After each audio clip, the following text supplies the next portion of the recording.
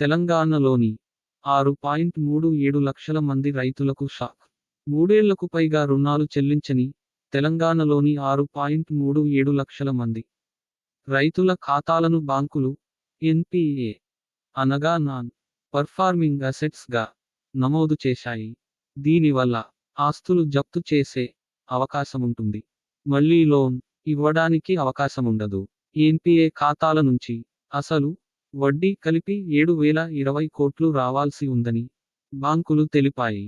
రాష్ట్ర ప్రభుత్వం 2 లక్షల రుణమాఫీని అమలు చేస్తే తమ రుణాలు కూడా రద్దు అవుతాయని ఎన్పిఏ ఖాతాల రైతులు ఆశాభావంతో ఉన్నారు. త్వరలోనే 2 లక్షల రైతు రుణమాఫీపై బడ్జెట్ ప్రసంగంలో డిప్యూటీ సీఎం బట్టి విక్రమార్క ప్రసంగించారు. రైతు బాగుంటేనే ఊరు బాగుంటుంది.